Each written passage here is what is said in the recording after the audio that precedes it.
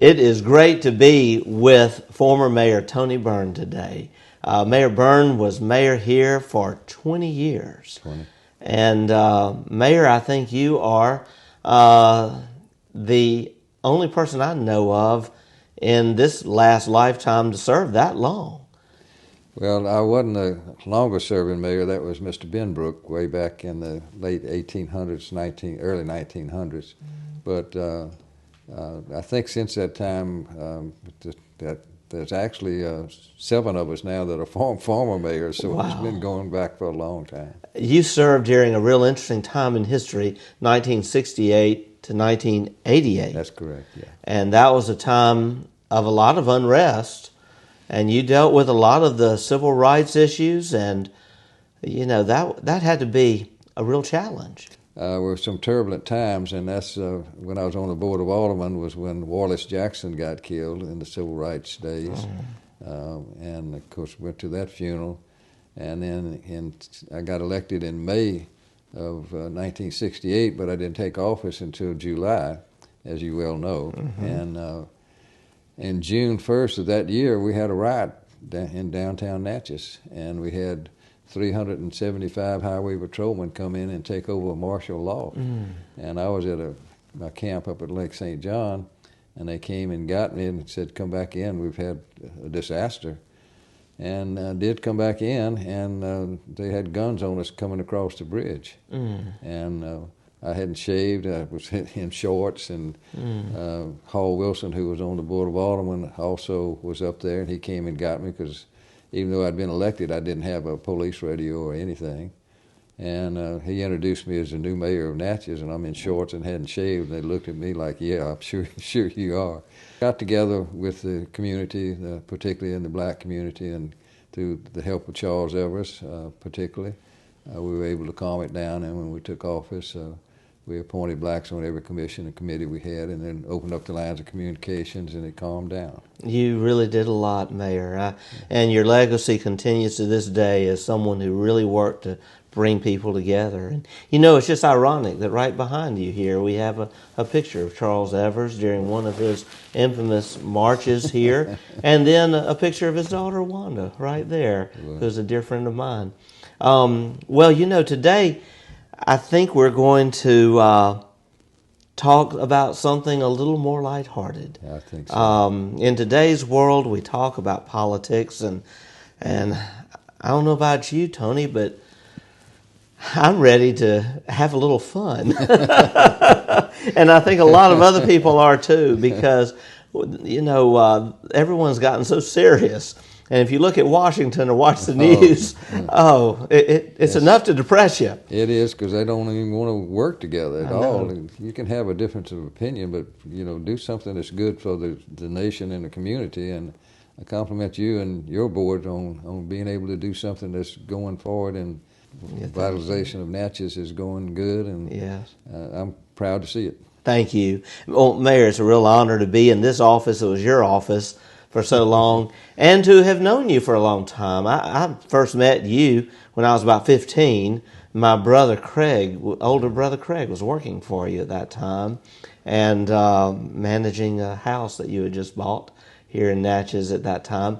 But I also went to college with your children. You did. Kevin and Christy. Both of them. And Craig, I don't ever say people worked for me. We worked together. Yeah. Worked with us. And Craig was great, and enjoyed seeing him when he was here for your inauguration. He to this day admires you so much. And that was at the Byrne, a really beautiful old house. That was when I first met you. But Mayor, let's talk about this lighthearted thing. So here you are, Mayor of Natchez, and a lot of serious things had happened during that 20 years. But you had an opportunity to bring something wonderful into the story of Natchez, and it all had to do with a cat. Where do we start? Well, I was coming back from California. We'd been out there seeking the movie industry, which thank goodness we were quite successful doing it. Yeah, it may be said you're a pioneer in that, and look at Natchez now. Anyhow, and I was reading paper, I guess it was probably USA Today or something, about a three-legged cat at City Hall. And I said, wonder where that is. And it said Natchez. And because I didn't know anything about it, but what had happened, the cat just showed up here at City Hall, and our city engineer, Bill Fields, was looking for some equipment. And so when the cat showed up with just 3 paws, he named it Tripod. So by the time I got back here from California, the ladies in City Hall had adopted Tripod. He wasn't getting rid of Tripod. He was going to stay here regardless of what I wanted. But I'm an animal person and had cats too. So Tripod came and served a 4-year term. So he was here inside 4 years. And with PM Magazine came in and did a story on him that I think will be shown later in this interview. And it was just a fun thing, particularly with all the troubles we had gone through, and then things had settled down, and the oil industry was good, and people were having a good time again, and Tripod just kind of topped it off because the children could come here and see Tripod, you know, to bring classes like they do to you too, to bring classes by to see the mayor or whoever it might be. And, of course, they remembered Tripod. They didn't know who the mayor was and didn't care. But they never forgot Tripod. And it's such a heartwarming story that hardcore politicians here in City Hall could be all won over by a 3-legged cat. Oh, I love that story. And in just a minute or two, we're going to show that clip of the PM Magazine television program that went all across the nation back in the 1980s. And it was more of a filler, what they would call a filler. If a TV station had a certain program that had about 15 minutes left or 15 minutes they needed to cover, something like PM Magazine would come in and fill it out. And we could always tell when it had been done some parts of the country because we started getting catnip and gifts for Tripod here at City Hall. So whatever part of the country it was shown in, we would start getting it, and all kind of stuff from people that had seen the program. And one thing I'd like to say that Tripod was, of course, we're in your office right now, and Tripod in that window right over there would stay in that window a lot when he went on my desk knocking everything off with that tail. It had a powerful tail because the paw was missing, and in order to be able to climb and other thing, that tail came in handy. But people would walk by, particularly coming off the boats that had landed here, and they'd see Tripod in the window, and they would come in and want to see Tripod. So we finally had to come up with a picture of Tripod with his paw missing in the front, and on the back we put 3 paw prints, so everybody that came in City Hall got a picture signed by Tripod. Well, you know, even today people come in and will ask about Tripod because they see the little grave marker right here in the front lawn of City Hall. Y'all had a official state burial for Tripod, I understand. We did. Dave Pace donated the monument. He was at Brookhaven Monument Company and has Natchez Monument now, but he donated the grave that's got a picture of Tripod on it with his paw missing in the front. And it's called the City's Kitty. City's Kitty, and, of course, the tail of Tripod has grown, particularly with carriage drivers that come by. And they've had him on 60 Minutes, and that I used to take him to California with me and everything else. Oh, I heard a story that y'all were even on Johnny Carson once, you know, but that... But the true story is what they will see in a few minutes. Okay, we're going to go ahead. Tell you what, we're going to break away and we're going to go ahead and show this clip. Let's do that right now. This is the Natchez, Mississippi City Hall. We came here today to examine the life of one of this city's most prominent figures. He arrived here in June of 1979 and since then has gained the affection of the public and the admiration of even the most hard-boiled politicians. Here now is the whole story of one who made a difference. Citizen, public servant, folk hero, and cat. Not much is known of this cat's life before he arrived in Natchez, Mississippi that fateful day in June, scruffy and dirty and minus a leg. It was obvious that his life to that point had not been an easy one. City engineer Bill Fields remembers naming the cat. At the time the cat came to City Hall, I was in the process of buying some surveying equipment. And when I saw the three-legged cat, I just naturally assumed Tripod's the only name. City Hall employees took to Tripod immediately when it became obvious that he had decided to call City Hall home. And he never mentioned the handicaps that might have defeated a lesser cat. I got back to the office and there was this cat out on the front porch, you know. And he really was an eye catcher because he only had 3 legs, you know. He looked so poor. I mean, one of these alley cat looking cats. So I said, well, he's hungry and I'm going to save him my chicken bones. And we would take him out on the porch, you know, and feed him and everything. So we would do this some, you know, not every day, but sometime. And so he started coming into the building. Excuse me. Good afternoon, City Hall. Just a moment. And we started letting him into the building to eat. So after a while, you know, we still giving him the chicken bones and this hard food and everything. So we decided to examine him, you know, to really look him over good. And we noticed that the poor dear didn't have a tooth in his head. And we've been giving him bones and this and that, you know. So from then on, we started to try to give him softer food since we realized he didn't have any teeth. Tripod's co-workers at City Hall wasted no time in establishing a kitty's kitty for Tripod's food and dentures. Tripod had at long last found a home filled with love. Everyone from the mayor to the schoolgirl visiting City Hall had a pat, some cat food, or a hug for Tripod. He had the run of City Hall, whether it be to attend a council meeting or to act as chief City Hall greeter and goodwill ambassador.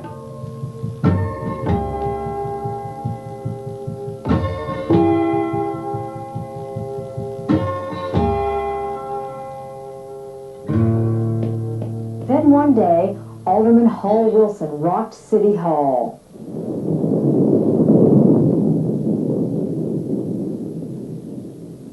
He introduced a measure to the City Council to ban Tripod from the building.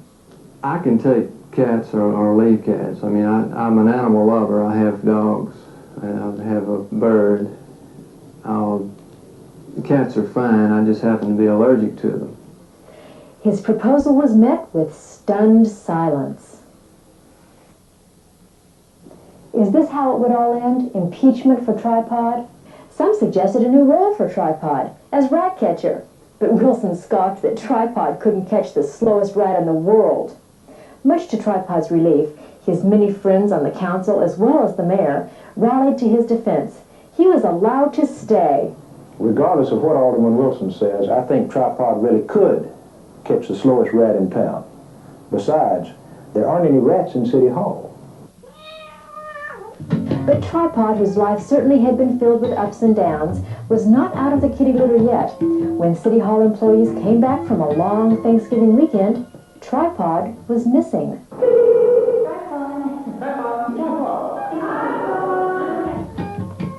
Some thought that Tripod, a very independent cat, had simply moved on. Others feared the worst, catnapping. As it turned out, Tripod had been abducted, but in a benign way. A well-meaning lady at the local bank, thinking Tripod needed a proper home, had taken him in. Heeding a plea in the newspaper, she quickly returned Tripod to his friends and loved ones at City Hall. By this time, Tripod had achieved celebrity status as the city's mascot. Tripod's story appeared in newspapers as far away as the Stars and Stripes in Europe. Susan Wiley of the Natchez Democrat has covered Tripod from his humble beginnings in city government.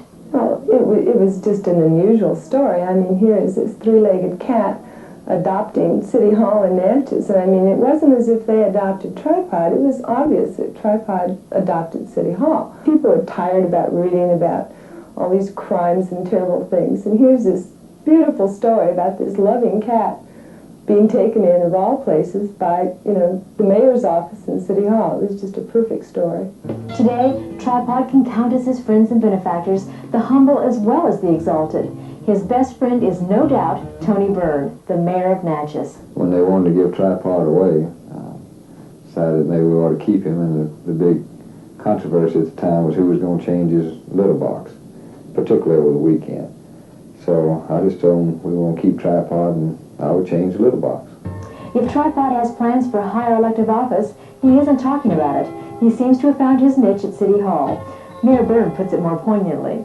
And we got to thinking about what to do with Tripod, and felt like Tripod had been around City Hall for a year and a half, and like any good politician, it would be a traumatic experience for him to have to leave City Hall, and we were just afraid he could not adjust to another life, so decided to keep him here at City Hall and let him keep on being in politics.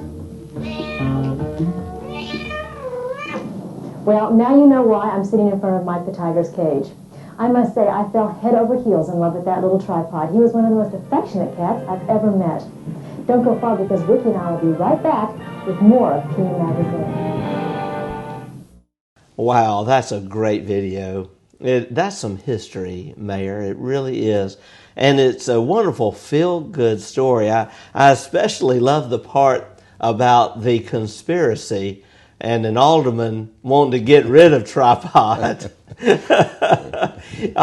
What's your favorite memory about that time with the city's kitty? And obviously in 4 years, you and that little cat must have really bonded here in the mayor's office. Well, there's so many of them.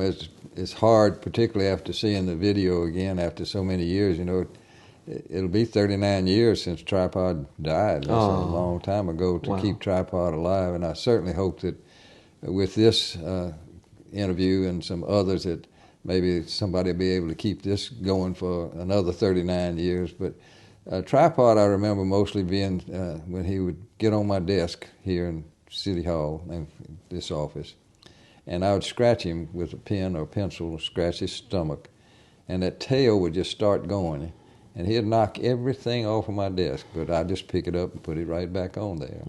And one thing I would like to say, and he really doesn't like for me to say this because he likes being the villain, Hall Wilson, who was mayor pro tem, and the alderman who tried to remove Tripod from City Hall, and then Alderman Granning moved that we remove Mr. Wilson from City Hall. At the time, Hall lived about a block over here in an apartment, and we had a snowstorm, and nobody could get downtown, nobody could get to City Hall or anything.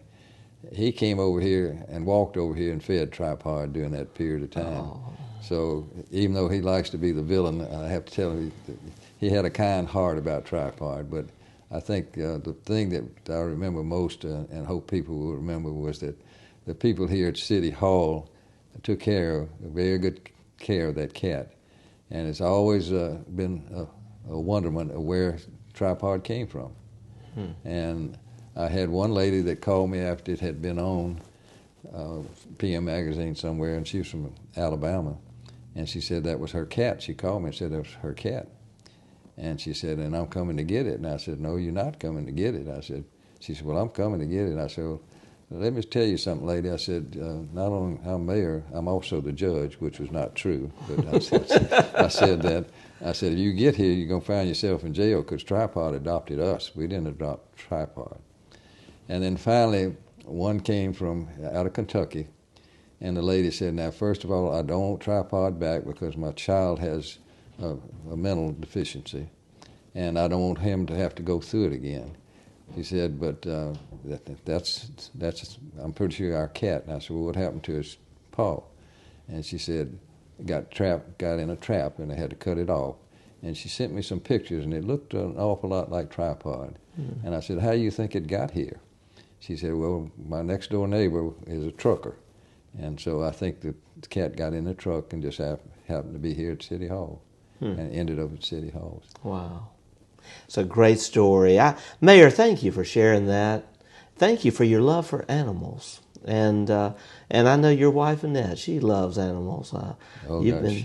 She's a bleeding heart. You've been known to dote on a little squirrel that made the front of the Natchez magazine once upon a time. I want to tell you, you definitely are on the front page of our hearts, Mayor Byrne. You're an example to all of us, an example of strength, but also an example of kindness. And thanks for sharing this great story with us. It's been my pleasure, and I hope people will enjoy Tripod.